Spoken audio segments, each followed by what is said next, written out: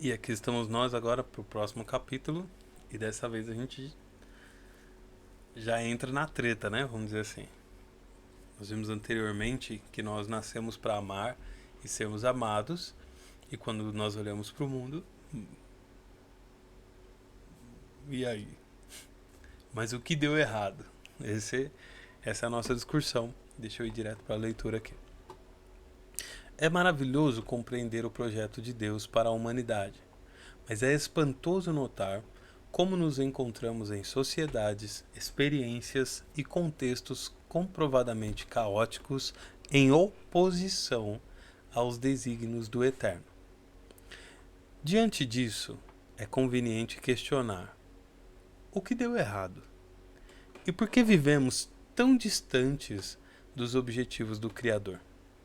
E em resposta a essas questões, hum, a Bíblia nos apresenta um opositor. Guarda essa palavra aqui, opositor. Essa é uma expressão muito importante e que ela não foi escolhida aleatoriamente. Opositor.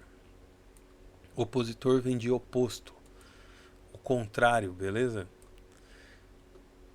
Então, em resposta à questão o que deu errado e por que vivemos tão distantes dos objetivos do Criador, a resposta para essa em resposta para essa questão, para essas questões, aliás, a Bíblia nos apresenta um opositor ao Eterno, aos atributos dele e ao projeto dele para a humanidade. E aí tem aqui alguns textos que falam desse opositor, beleza?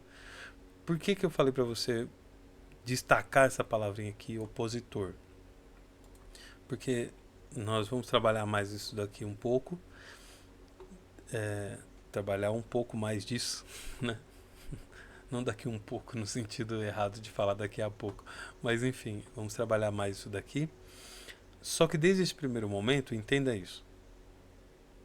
Aqui está dizendo que em resposta para as questões, o que deu errado, por que nós vivemos tão distantes dos objetivos do Criador, já que nós entendemos quais eles são e que eles são lindos, são incríveis, todo mundo quer vivê-los. Mas por que nós estamos tão distantes daquilo? E o que deu errado, né? Tipo assim, Deus tinha esse plano, Deus tinha esse projeto, e aí? O que aconteceu de errado? E para responder isso, a Bíblia nos apresenta um opositor. E opositor é um contrário, um oposto, beleza? E aí, aqui está sendo dito, foi o que a forma que eu entendo, vou explicar melhor, mas enfim. Que esse opositor, ele é um opositor a quem Deus é, ou seja, todas aquelas características que Deus tem, ele é o contrário. Por exemplo, Deus é justo, ele é injusto. Deus é amor, ele é desamor. Deus é fiel, ele é infiel. Deus é verdade, ele é mentira. Entende? É o oposto. Tudo ao contrário do que Deus é. Mas ele também é ao contrário aos atributos de Deus, como eu estava descrevendo agora, e também ao projeto de Deus para a humanidade. Então, nós vamos ver os textos melhor, o que eles falam aqui, mas desde esse primeiro momento entenda o que eu estou dizendo que ele é. Ele é um opositor a quem Deus é, e ao que Deus quer e ao que Deus faz. Tudo que Deus... Ele é o contrário de quem Deus é, beleza? O oposto. Repito, Deus é justiça, ele é injustiça. Deus é verdade, ele é mentira. E assim por diante. Deus é o bem, ele é o mal. Então, Deus é luz, ele é trevas. Então, perceba isso daí desde esse momento, que aí fica mais fácil você entender as demais coisas. Tem os textos aqui, você pode ir lá nos textos, verificar se é isso mesmo. Leia os textos, leia os contextos para ver se realmente é isso que eles significam. E assim vai dar tudo certo no seu aprofundamento aí, beleza? Um, o resumo é esse. Então, para responder essas perguntas, a Bíblia apresenta para a gente um opositor ao Eterno, aos atributos dele e ao projeto dele para a humanidade. Este opositor na Bíblia é chamado de diabo, e aí tem os textos, Satanás, o tentador, o príncipe desse mundo, o pai da mentira, Beelzebul, o dragão, o maligno, o enganador, adversário, príncipe das trevas, serpente, possivelmente Lúcifer, em Isaías 14:2. Possivelmente eu digo porque existe uma discussão se é, se não é. Então, possivelmente. Da mesma forma, possivelmente, querubim guardião em Ezequiel 28. Há muita gente que entende que lá está falando desse opositor, mas há gente também que acha que não. Então, possivelmente. Possivelmente Lúcifer, que significa anjo de luz. Possivelmente querubim, guardião. Isso a Bíblia realmente diz que ele é o príncipe das potestades do ar, adversário dos justos, e tem várias outras coisas, por isso que eu coloquei aqui 3 pontos, e adversário dos justos. Mas para tu ter uma ideia de quem que é esse opositor, de como a Bíblia trata ele, como ela chama ele. Em relação às ações, né? Tipo, o que esse opositor faz na prática? Quais são as tarefas, os atributos, as atribuições dele? Aqui está escrito, desse ser. As escrituras afirmam que ele é acusador dos justos, está aqui o texto, que ele é tentador, que ele é enganador, que ele é assassino, que ele é pai da mentira, que ele é adversário, aquele que incentiva e seduz as pessoas a se desviarem. Ele é opositor, tá vendo aqui?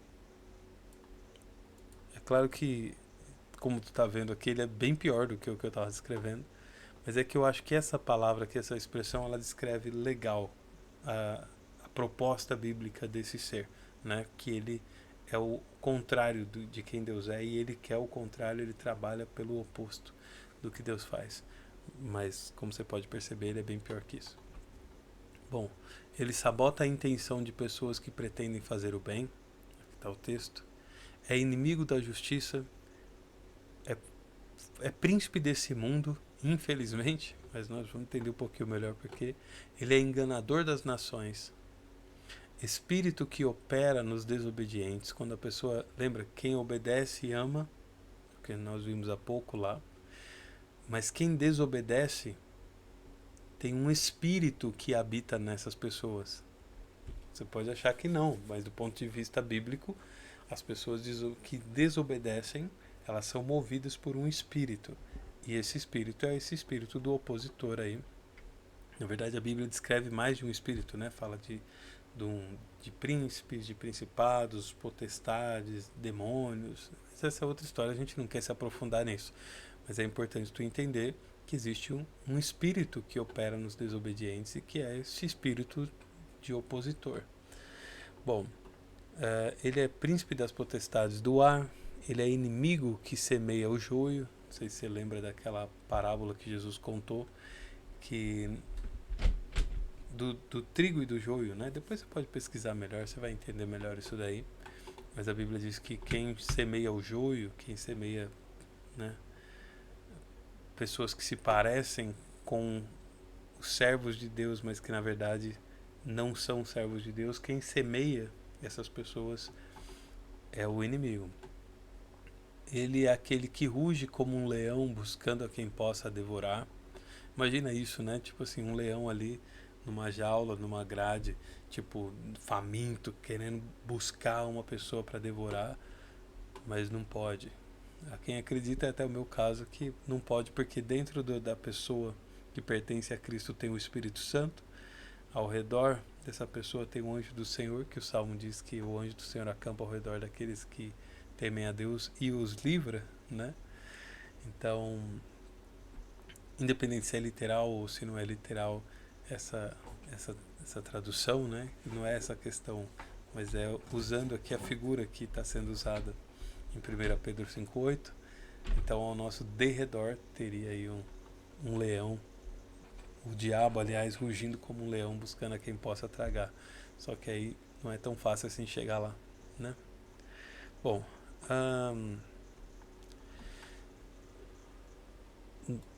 a Bíblia também diz que esse inimigo, esse opositor, ele é aquele que cega a mente dos incrédulos. Beleza? Tipo, cega a mente significa que a pessoa tem muita dificuldade ou que ela não consegue entender. Beleza? A Bíblia diz que para que a gente entenda a palavra de Deus, precisa de uma ação do Espírito Santo. É o Espírito Santo que convence do pecado, da justiça e do juízo. Então, e só que a cegueira que tem na mente das pessoas, para elas não conseguirem entender, também é uma obra do encardido, vamos dizer assim, tá bom? Ele é um dissimulador também, que se disfarça até de anjo de luz, ou que pode aparecer até na forma de um anjo de luz. E é o príncipe dos demônios, de acordo com Mateus 12, 24. Aqui eu vou fazer só uma informação importante, que é assim, eu estou usando o termo principalmente opositor, para te ajudar a entender um pouco melhor. Mas a expressão mais correta provavelmente seria desobediente, tá bom? Desobediência. Essa é a questão, beleza? Tipo, a oposição ao amor é desobediência. Mas, para que fique mais didático aqui, para a gente conseguir conversar melhor, opositor eu acredito que é uma boa palavra, mas entenda isso, que essa oposição tem a ver com rebelião, rebeldia, certo? Esse é um ponto aí pesado. Deixa eu tentar explicar isso um pouco melhor. Permita. O que eu estou dizendo é o seguinte: Deus tem um plano, Deus tem um projeto, Deus tem vontades, Deus tem uma história para que a gente viva. E existe uma história de rebeldia ao que Deus quer, a quem Deus é, ao que Ele propõe. Entende? Uma história de oposição, uma história de rebelião. Ou seja, falar assim, Deus tem essa história, mas tem essa outra, eu prefiro essa outra, é um ato de rebelião, de rebeldia. Também de oposição. Oposição fica mais fácil de tu entender quem é esse ser e o que ele é. Ou seja, ele é o contrário do que Deus é, o contrário do que Deus faz e quer o contrário do que Deus quer. Beleza? Agora, no sentido de ação e do que de fato a Bíblia diz que significa isso, aí é rebeldia, rebelião. Beleza? Bom, vamos continuar.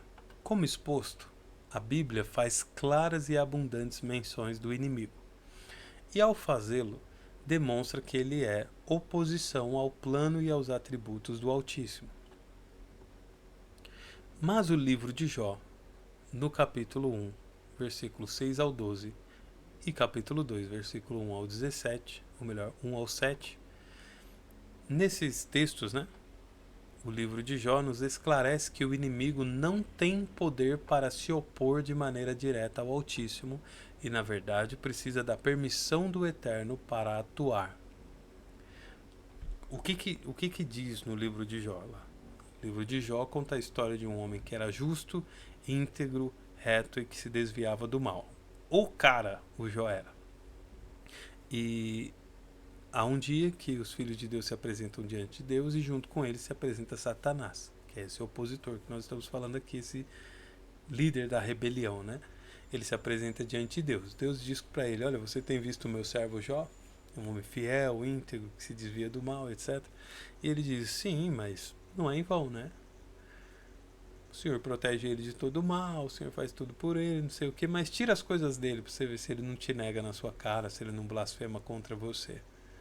E aí começa ali uma conversa entre Deus e o diabo, e nessa conversa Deus acaba permitindo que o diabo faça o que ele está pedindo, só que Deus coloca certos limites. Não toca na vida dele, etc, etc. E o diabo faz uma arruaça, faz um estrago enorme. Só que aqui, ao mesmo tempo, tem uma lição, que o diabo não podia ir simplesmente lá e fazer o mal para Jó, ir lá e desfazer o que Deus fez, ir lá e destruir de alguma forma aquilo que estava sendo edificado por Deus ou por Jó.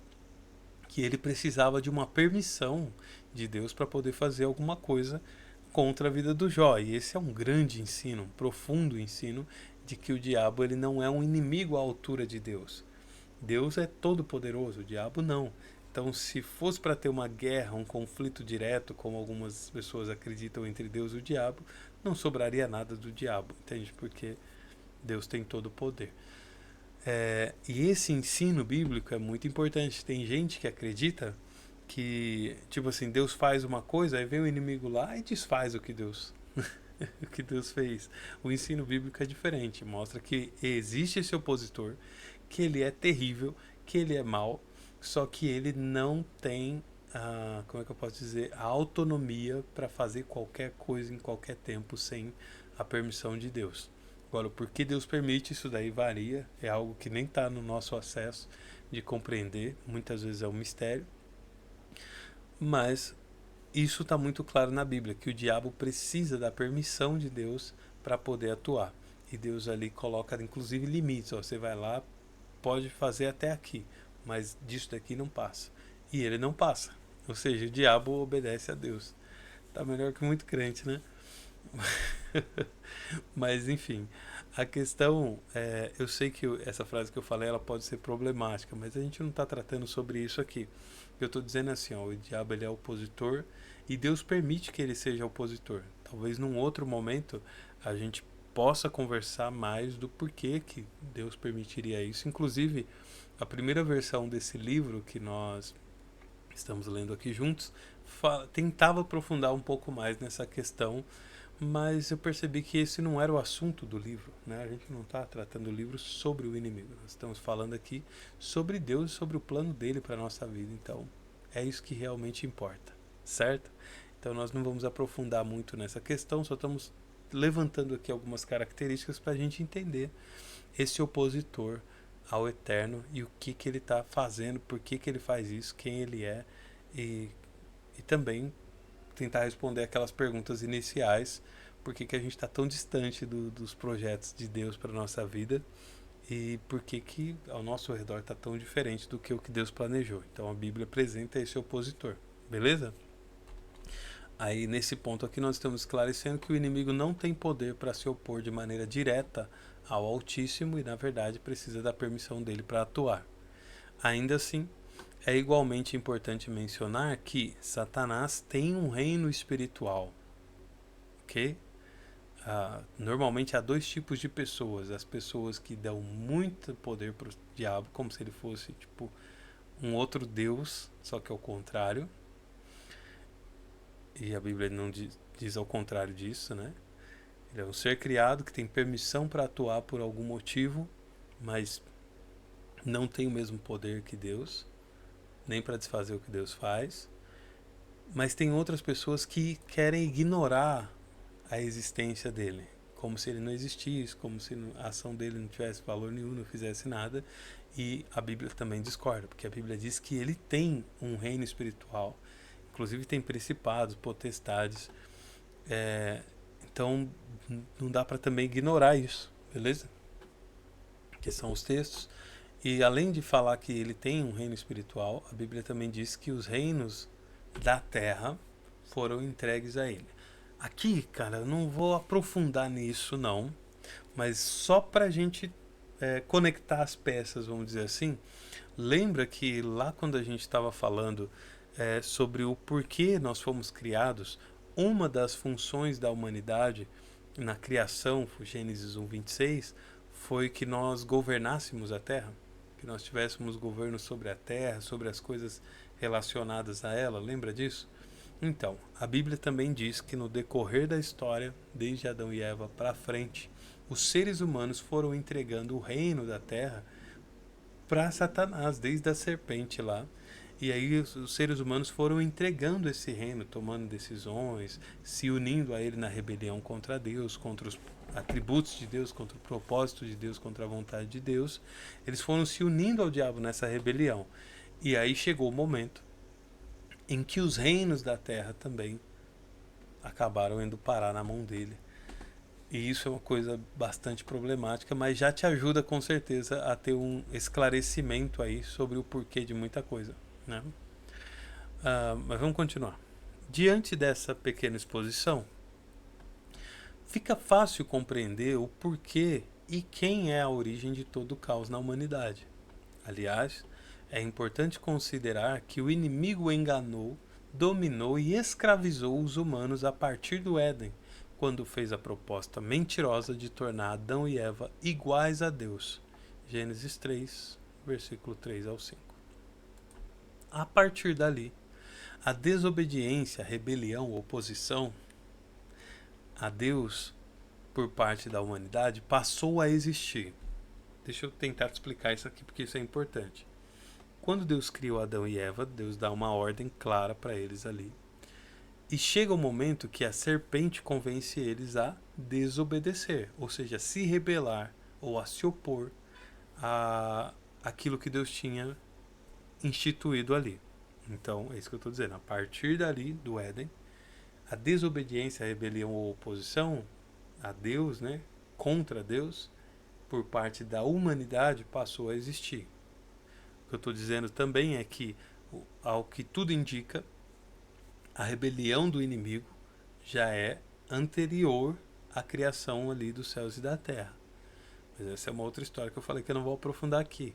Mas como você percebe, agora a rebelião da humanidade começa no Éden. Beleza? A partir dali, a desobediência a Deus por parte da humanidade passou a existir. No decorrer, no desdobrar da história, as pessoas, apesar dos avisos, dos sinais e das correções divinas, tornaram-se cada vez mais rebeldes até chegarem ao absurdo de em toda a terra não ter um justo, nenhum sequer. Conforme diz Romanos 3,10, mas tem também texto no Antigo Testamento que diz o mesmo. Aqui o que eu estou dizendo é o seguinte: quando a gente olha para a história da humanidade, especialmente do ponto de vista bíblico, nós vemos que houveram muitos avisos de Deus. E não só avisos, mas houveram sinais, houveram correções, como o dilúvio, como a questão de Sodoma e Gomorra, como guerras que houveram, reis que foram destituídos, maldições que vieram sobre as pessoas, sinais, correções, alertas graves dos profetas. Enfim, apesar de tudo isso, as pessoas foram se tornando cada vez mais rebeldes. Até o absurdo, até chegar o momento que não tinha nenhum justo, nenhum sequer, em toda a Terra. Não é uma coisa complicada? Ou seja, os seres humanos foram se juntando ao opositor, vou chamar ele assim. Foram se juntando ao opositor e se entregando cada vez mais para ele. Então aquele domínio que era humano, que era da Terra, né, foi cada vez mais indo para a mão desse opositor. A história, as ações humanas como um todo foram se afastando cada vez mais de Deus e cada vez indo para mais perto daquilo que o opositor queria. Então isso já dá ajuda e dá uma clareada na sua mente para entender melhor o porquê que nós vemos o que a gente vê hoje em dia aí, tanto caos, tanta destruição. Isso do ponto de vista bíblico, beleza? Bom, por essa causa, o diabo é adorado como Deus por muitos. Tornou-se príncipe nessa era, tem os textos, e com a colaboração humana transformou toda a terra em um reino de trevas. E aqui tem os textos. Beleza? E eu entendo também, isso é importante, se nesse primeiro momento você tiver dificuldade em entender a gravidade disso.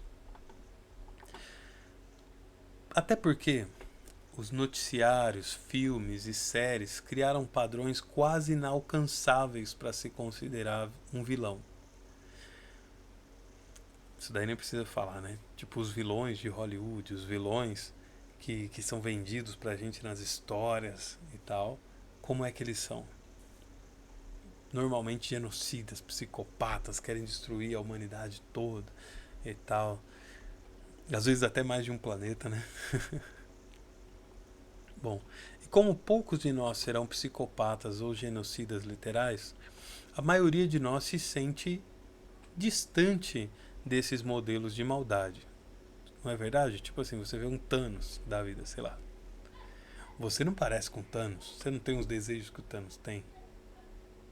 Talvez até tenha alguma identificação, uma coisa ou outra assim, mas você não quer que, tipo, os mundos deixem de existir, certo?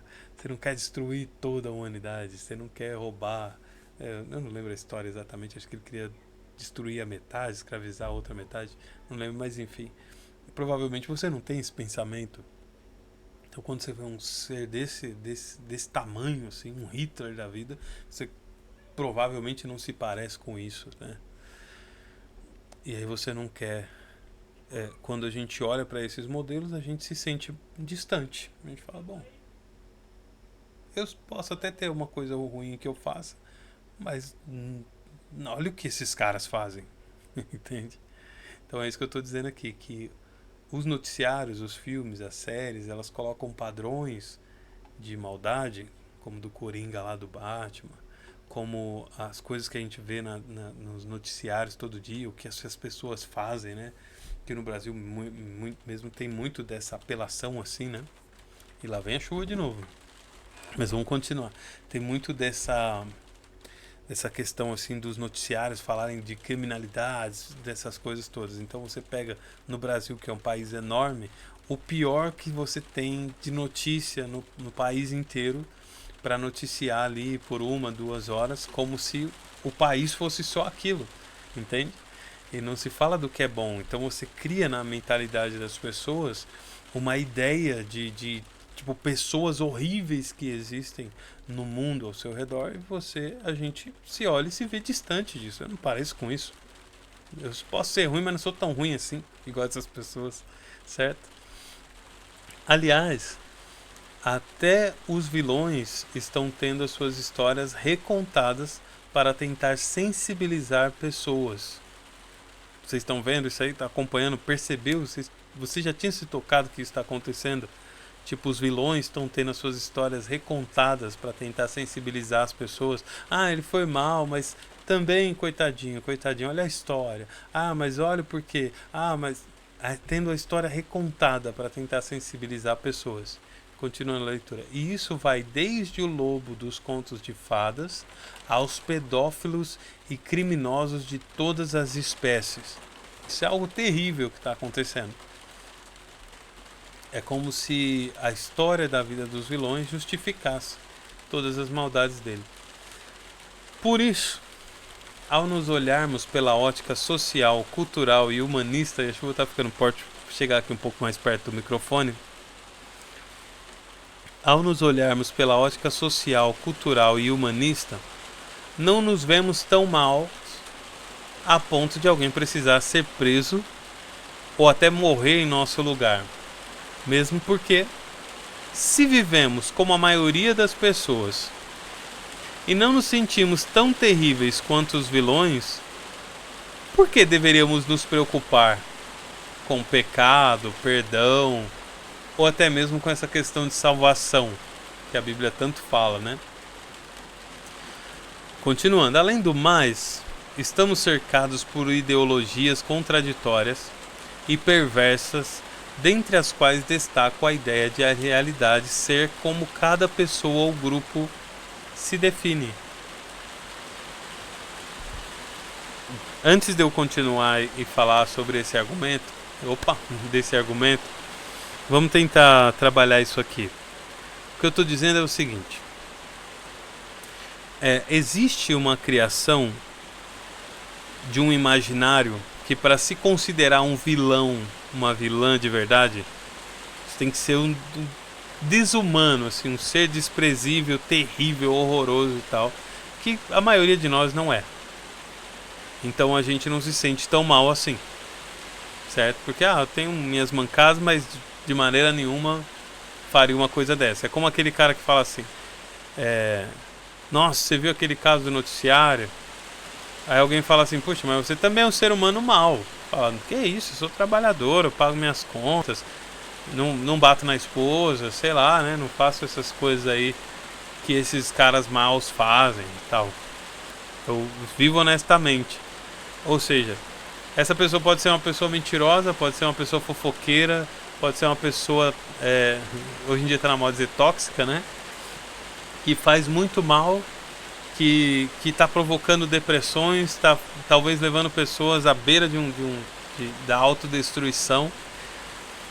E ela não acha que ela é tão má assim, porque existem pessoas muito piores do que ela no imaginário que se tem dos vilões aí. Só que além disso, até esses terríveis vilões estão tendo as suas histórias recontadas para meio que tentar justificar ou minimizar a gravidade do que eles fazem. Então, tipo assim, quando a gente olha para o imaginário comum, a gente fala: puxa vida, eu não sou tão mal assim, eu sou uma pessoa, tipo assim, eu pareço com a maioria das pessoas, E na verdade alguns de nós têm até a ideia de que é melhor do que a maioria das pessoas que conhece. Então como que alguém assim vai ficar pensando em pecado, em perdão, em salvação, ou que tem alguma coisa errada para resolver, né? E além do mais, ainda estou destacando essa parte, existem na nossa geração, em outras também teve, mas na nossa isso está com uma certa ênfase, né? Tá mais forte, de ideologias que querem convencer a pessoa a acreditar que ela é quem ela se define, como ela se define. E que tipo não pode falar contra isso, não pode ninguém se opor a isso, que é considerado um crime capital, certo? A ideia de a realidade ser como cada pessoa enxerga ou se entende ou se define. E essa é uma falácia, né? Por que eu digo que isso é uma falácia? Mas é muito forte. Mas é uma falácia.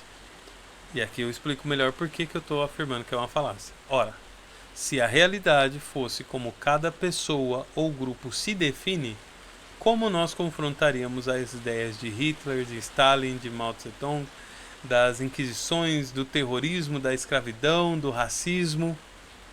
Porque em todos esses casos houveram grupos se auto-intitulando algo e destruindo milhões de pessoas apenas por serem diferentes ou por não concordarem com as suas visões de mundo ou de governo.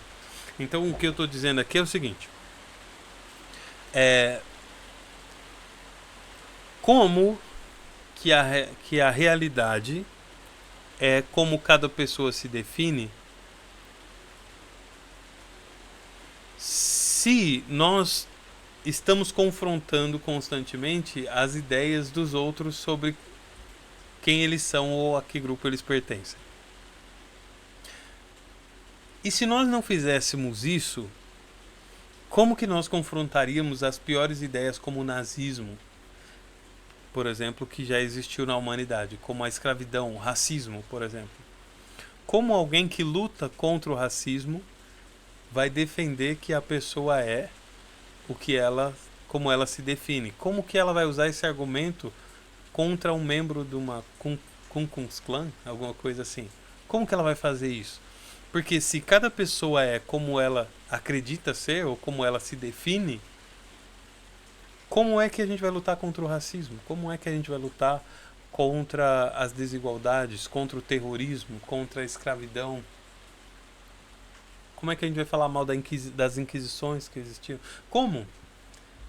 Porque se cada pessoa for como ela se define, então essas pessoas tecnicamente estariam certas. Como você pode ver, esse é um argumento que é contraditório em si mesmo. Se fosse assim, a gente não teria como lutar, como se defender. Mas aí, continuando a leitura, graças a Deus, a realidade não é o que cada pessoa ou grupo define. Até porque a moralidade, a verdade e a justiça estão acima das opiniões e convenções. Acredito que você conseguiu entender o que eu quero dizer. Mas em resumo, quando nos analisamos a partir das convenções sociais, midiáticas, culturais ou da nossa própria visão de mundo, podemos ter a impressão de não sermos tão maus ou de que nossos pecados não são tão graves. Eu vou ler de novo isso aqui, que é o resumo de tudo que a gente está conversando. Em resumo, quando nos analisamos a partir das convenções sociais, midiáticas, culturais ou de nossa própria visão de mundo, podemos ter a impressão de não sermos tão maus ou de que nossos pecados não são tão graves. Beleza? Então é esse daqui o argumento. Como existe uma ideia de vilão que são o pior que se pode imaginar, né? Como existem pessoas ali na mídia o tempo todo que são horríveis, que é o pior que se tem da humanidade, mostrado como exemplo. Como culturalmente, como a gente vive, o que a gente faz é aceitável, é comum. E como a gente tem a nossa própria visão de mundo que está sendo defendida como verdade atualmente, então, diante de todas essas coisas, nós temos a impressão de que não somos tão maus, ou que nem somos maus, ou que não somos tão maus assim, e que as nossas ações, elas não são tão graves. No entanto, continuando a leitura, a Bíblia define o chamado pecado como ações opostas aos atributos e ao plano do Eterno para a vida humana. E aqui nós temos os textos falando sobre isso. Aqui eu vou fazer uma pausa, porque isso aqui é um ponto importante.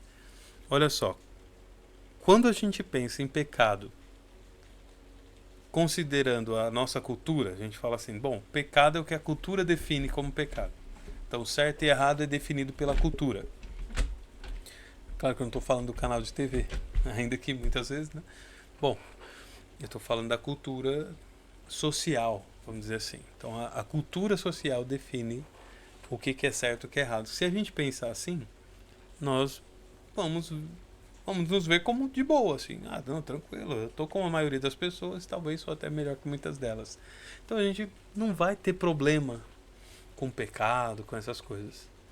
Agora, quando a gente sai da lógica da cultura, da mídia ou das nossas próprias ideias a respeito da gente mesmo e do mundo, e a gente começa a entender que a Bíblia define como pecado ações opostas aos atributos de Deus, aí o cenário já começa a dar uma mudada, porque Deus é justo, Deus tem aquele amor todo que a gente estava falando agora há pouco, Deus é amor, Deus é santo, Deus é perfeito, Deus é misericordioso. E aí quando nós vamos aprofundando, Deus é verdade, Deus é luz. Daí a gente começa a dar uma... Opa, peraí. Quando a gente compara quem nós somos, o que nós fazemos com quem Deus é, com o que Deus quer, com o que Deus faz, com o que Deus quer que aconteça e com o que Ele faz, daí a gente percebe que há uma discrepância, né? Uma distância muito grande entre o que Deus está querendo, como nós vimos lá, o que Deus propõe e o que nós estamos vivendo, o que nós estamos fazendo. A gente percebe uma distância significativa, vamos dizer assim, uma distância grande. E quando a gente se mede pelos atributos e pelo projeto do Altíssimo, o que nós deveríamos estar vivendo e não estamos, o que Deus espera que nós estivéssemos fazendo e nós não estamos, os atributos dele, ou seja, as características de Deus que nós não temos, quando a gente se compara com isso, nós percebemos que de fato estamos severamente distantes do esperado. Além disso, qualquer problema que puderes ver, pensar ou imaginar são consequências da oposição aos atributos e ao projeto do Eterno. Beleza? A ideia é essa. Tipo assim, todo mal que você consegue enxergar, todo mal que você consegue pensar, tudo que você já viveu, é oposição, é o contrário, é a rebelião contra o projeto do Altíssimo para a vida humana. É a rebeldia contra os atributos de Deus, é o contrário de quem Deus é. Todo e qualquer mal que você ou eu possa imaginar é ao contrário. Então, quando a gente olha por esse ponto de vista, nós percebemos que tanto o pior pecador que você possa imaginar quanto você estão no mesmo barco e jogando pelo mesmo lado, muitas vezes em rebelião ao Altíssimo, ao projeto dele e contra quem ele é.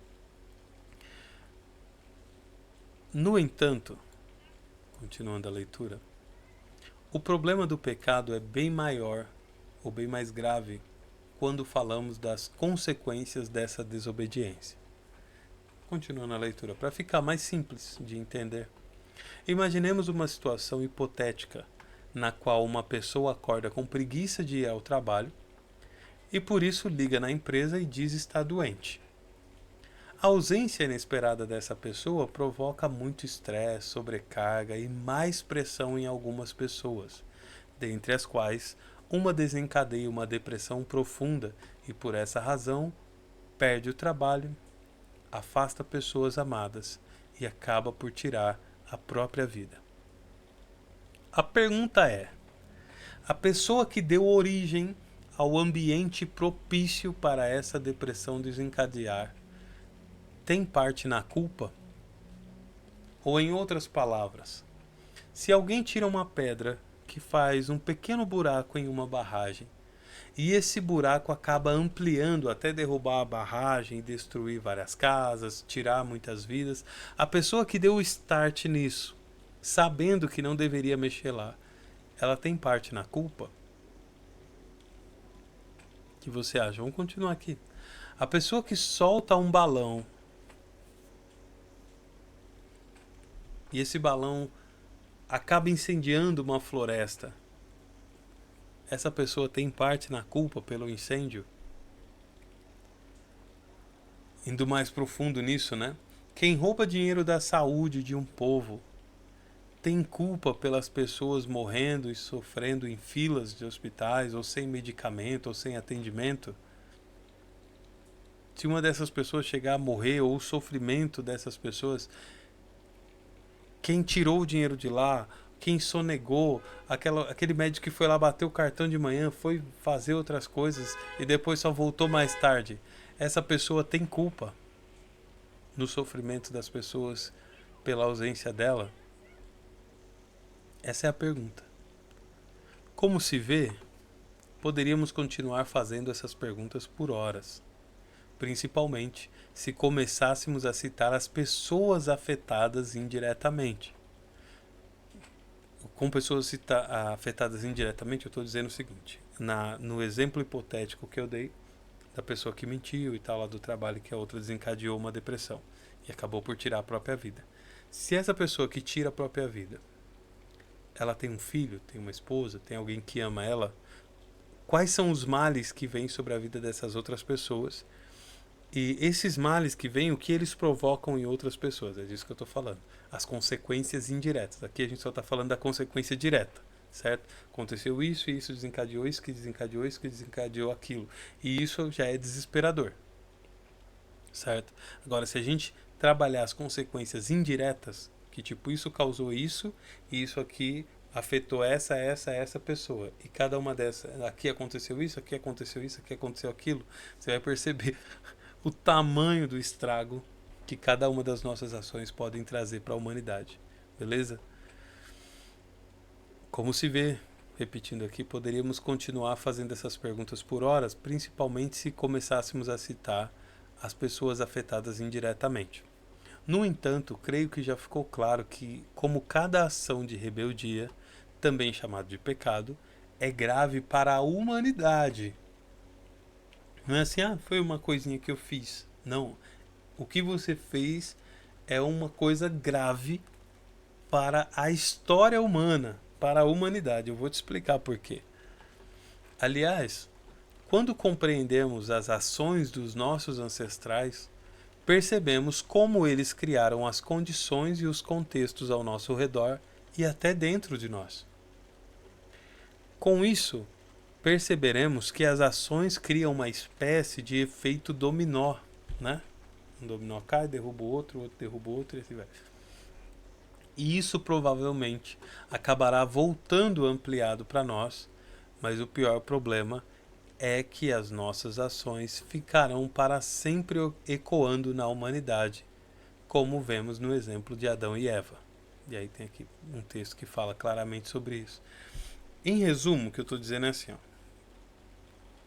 O que eu faço, ele vai num efeito dominó. Eu faço algo para alguém, alguém faz algo porque eu fiz algo para essa pessoa. E isso vai indo, certo? Uma hora ou outra, isso vai de pessoa para pessoa, pessoa para pessoa, pode dar a volta no mundo, sei lá, mas uma hora isso volta para mim. A tal da lei da semeadura. Uma hora isso volta. Quando voltar, provavelmente vai voltar ampliado, vai voltar mais forte. E a Bíblia fala sobre essa lei, né? Tudo que o homem semear, é isso que ele vai colher. A conhecida lei da semeadura. Então, tanto o bem quanto o mal que a gente faz, existem regras de Deus que fazem com que isso retorne para a gente de alguma forma. Então, a questão é a seguinte: o que nós fazemos volta para a gente, de um jeito ou de outro, é a lei conhecida da semeadura, mas o problema maior é que isso cria uma consequência que fica na humanidade para sempre. Entende? Essa é a questão. Tipo, Adão e Eva erraram lá atrás, mas o que eles fizeram foi passando de geração em geração e está na gente. Enquanto a humanidade durar, a consequência do que eles fizeram lá vai estar presente. Da mesma forma que quem escravizou, por exemplo, os povos que foram escravizados, a consequência ainda está. E é isso, o ambiente ao nosso redor, o mundo que os nossos que os nossos filhos, os filhos dos nossos filhos, eles encontrarão, vai ser a consequência do que a gente está vivendo agora, do que a gente faz agora, entende? Então, é essa a questão do pecado, e a gente não tem controle para onde ele vai e quanto tempo ele vai durar. Ele é um mal perpétuo para a humanidade, ele vai estar aí. Entende? O que eu fiz afetou alguém, essa pessoa afetada afetou alguém, que afetou alguém, e fora as pessoas indiretas envolvidas nisso. Então, a gravidade de cada erro da gente é muito grave, é muito séria. Não é isso daí que está sendo dito. Entende? Não tem nada a ver com a questão cultural, não tem nada a ver com a questão midiática, com a questão, vamos chamar de hollywoodiana, ou dos influencers, o ponto de vista de A ou B. Do ponto de vista bíblico, a questão do pecado ela é muito grave, ela afasta a gente de Deus, afasta a gente do projeto de Deus, e é uma forma terrível de provocar um mal perpétuo para si mesmo e para a humanidade. Agora imagina, né, a gente sendo julgado com justiça por conta disso. Deixa eu continuar aqui. Ou seja, cada ação de rebeldia, também chamada de pecado, é muito mais grave do que podemos ver. Aqui eu estou chamando rebeldia e pecado a mesma coisa. Vale lembrar que rebeldia, eu estou falando daquela oposição a quem Deus é ou ao que Ele quer. Beleza? E essa ação de rebeldia, ou de rebelião, ou de oposição, se você preferir, é o que a Bíblia define como pecado. Então, o pecado é muito mais grave do que podemos ver, entender ou controlar. Portanto, cada pecado é a efetivação de um mal para a humanidade enquanto ela durar. Na prática, o pecado afeta a nós mesmos, aos outros ao nosso redor e às próximas gerações.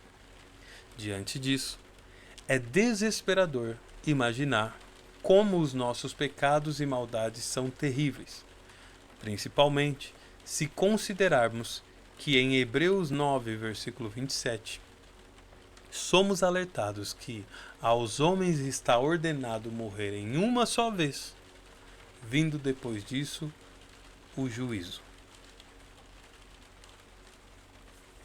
Ou seja, todos morreremos, e quando isso ocorrer, seremos julgados por nossas ações e pelas consequências delas.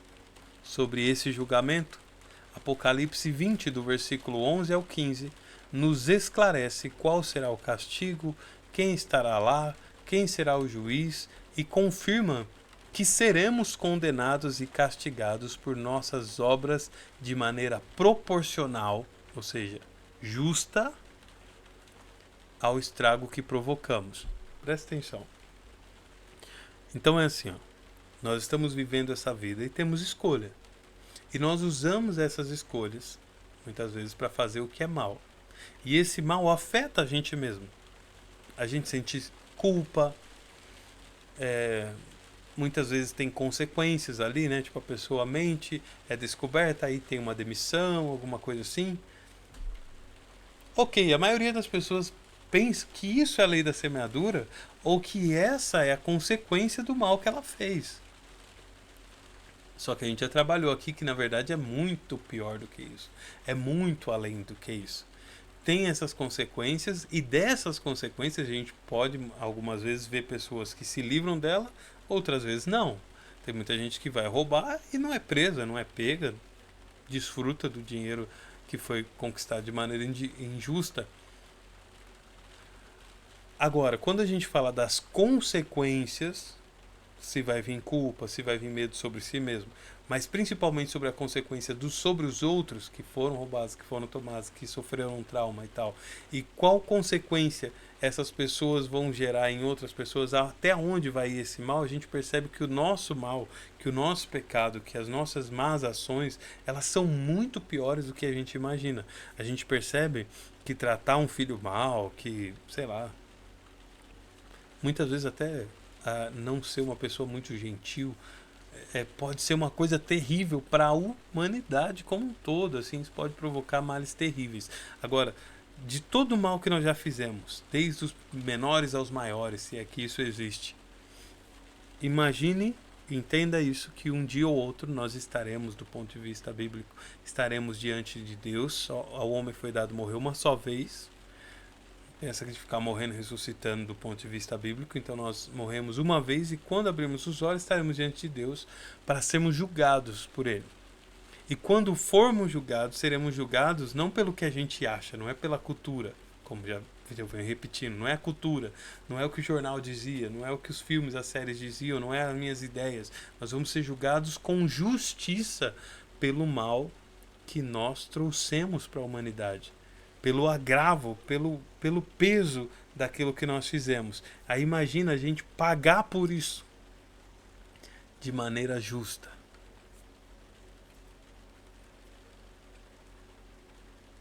É disso que nós estamos falando. É disso que a Bíblia está falando. Entende? É uma coisa muito maior, mais ampla do que se pode imaginar. Não é uma brincadeirinha ali, uma coisa boa. Não, é justiça, cara. Justiça, mulher. Justiça, homem. Justiça. Justiça. Por todos aqueles que sofreram por nossas causas. Por todo o mal que nós provocamos para a humanidade. Por todo o mal que nós provocamos para nós mesmos, para os nossos filhos, por todo o mal, por tudo aquilo que nós fizemos opostamente, por rebelião àquilo que Deus é, aquilo que Deus queria e que foi diferente por nossa causa e nós vamos pagar por isso. É muito grave, cara. Entende? Mas desse ponto de vista todos são pecadores? Exatamente, é o que a Bíblia diz. Não há um justo, nenhum sequer, como eu citei lá atrás. Então a situação é desesperadora. É. Mas ainda bem que o livro não acaba aqui. A história não acaba assim. Tem a continuação dela. Mas o fato, o ponto é exatamente esse. Todos são pecadores e destituídos estão da glória de Deus. Ou seja, todo mundo aqui é culpado. Entende? Não tem nada a ver com, mas eu trabalho, eu pago minhas contas. Legal, e aí, tipo assim, o que tem de mais nisso? Tipo, você é o único, você... E aí? Mas não é sobre isso que a gente está tratando, entende? Aí alguém pode dizer assim, mas é que eu fiz tanta coisa boa e por uma coisa ruim que eu fiz, Deus vai me condenar? Cara, fala a verdade. Se tiver um homem que sempre foi uma boa pessoa, ajudou as pessoas e tudo. Aliás, tem uma história que aconteceu até aqui perto de onde eu moro, de um rapaz que ele tinha uma ONG, um projeto social, alguma coisa assim, que ele cuidava lá de crianças, aí levava doce para as crianças. Além disso, tinha, acho que aula de música lá, sei lá, tinha um monte de coisa lá no... É em Santo André, né? Na cidade que eu moro, não exatamente no bairro onde eu moro hoje em dia, mas na cidade de Santo André, onde eu moro em São Paulo. E depois foi constatado que ele abusava de várias crianças, assim como acontece caso com pastores, com padres, que fazem muitas coisas boas, mas que essas coisas ruins que fazem não serão justificadas pelas coisas boas que eles fizeram. Assim como alguém que foi uma pessoa boa a vida inteira, mas que depois foi lá e matou alguém. Então entenda que assim, a questão do juízo, o juízo não é pelo que a gente faz de bom, é pelo que a gente fez de ruim mesmo. Entende? E mesmo que, vamos ser honestos aqui, se a gente tivesse uma balança, e existe essa balança, de se as nossas boas obras e as nossas más obras, o bem que a gente trouxe para a humanidade e o mal que a gente trouxe, qual que você acha que vai ser maior? Então é muito complicado. Qualquer caminho que você quiser ir aí, vai ser um caminho complicado. E Jesus, a Bíblia diz que nós seremos cobrados por isso de forma justa. Não tem jeitinho brasileiro, não tem café pro eterno, não tem trocar ideia, não tem jogar para baixo do tapete. Quando chegar essa hora, vai ser uma coisa terrível. Mas ainda bem que não acaba assim. Vamos continuar aqui. Realmente, é assombroso perceber como nossa dívida é impagável e como somos indesculpáveis diante de Deus. Aí tem um caso de Romanos aqui explicando isso. Porque você poderia alegar, né? Poxa, Mateus, mas eu não sabia disso que você está me explicando agora. E é um fato, talvez você não soubesse, né? Mas isso não te justifica, porque a sua consciência te avisou. Você internamente sabia que você estava fazendo uma coisa errada. Então, é isso aí. Lê o texto de Romanos. Romanos 1, do versículo 18 ao 32. Você vai perceber que tanto o judeu que conhecia a lei pecou contra Deus, como aqueles que são chamados de gentios, ou seja, o povo não judeu, que não conhecia a lei, mas eles também tinham uma lei no coração que eles desobedeceram. Então, você não conhecer do jeito que eu expliquei não te torna inocente. Você sabia o que era certo e o que era errado. Bom, e fica ainda pior ao notarmos que possuímos uma natureza caída e pecaminosa, Efésios 2:3, a qual nos seduz ao mal, ao pecado, à desobediência e ao reino das trevas. Aí tem vários textos aqui. Aqui eu acho que vale a pena explicar melhor o que eu quero dizer, que é o seguinte: a Bíblia diz que nós temos uma antiga natureza, uma velha natureza, que é uma natureza pecaminosa. Tipo assim, nós nascemos já nessa cultura, no mundo, num reino de trevas, onde os nossos pais, ainda que fossem pessoas trabalhadoras, pessoas honradas, vamos dizer assim, fizeram muitos maus e vivem num mundo que toda a cultura mundial, toda a cultura global trabalha para que a gente se afaste dos planos de Deus, dos atributos de Deus, daquilo que Deus é e daquilo que Deus quer. Certo? Então, nós já nascemos nesse mundo aqui. Para a gente, soa como natural. Tudo que a gente aprendeu como cultura, como até a nossa própria linguagem, muitas vezes, é profana. E, portanto, a gente no modo comum, no modo natural, no modo normal, nós somos maus. E faremos coisas más que são contrárias àquilo que é a vontade de Deus, àquilo que é os atributos de Deus. Uma forma simples, talvez, de explicar isso são as palavras mesmo. Por exemplo, aqui a gente tem, na língua portuguesa, nós temos a palavra música, por exemplo. Música é um termo que vem do grego, baseado nas musas gregas, musique, né, o termo grego. As musas gregas que acreditavam-se que eram divindades que inspiravam as artes e as ciências. Portanto, a música sendo uma arte e uma ciência, só poderia ter sido inspirado no ponto de vista, né, dessa cultura pelas musas gregas. Aí você tem o termo musique, e que pra gente é música. E quantas vezes a gente não fala da música da igreja, a música de Deus, e usa música, mas qualquer outra palavra que a gente tem. É que não é essa a questão, mas a questão é que assim, a nossa forma de falar é profana, a nossa forma de falar muitas vezes é blasfêmia, porque a gente atribui a uma divindade que não é Deus coisas que vêm de Deus. E isso não é uma questão que eu quero aprofundar, ou que eu queira discutir aqui. Eu só estou te dando um exemplo que até a forma que a gente fala tem muita coisa que é perversa, que tem muita coisa que é errada, tem muita coisa que nos coloca numa posição complicada diante de Deus, entende? Então, a Bíblia chama esse conjunto, né, de quem nós somos nessa cultura mal, nesse reino de trevas, de velha natureza. E a velha natureza é como a gente se conhece.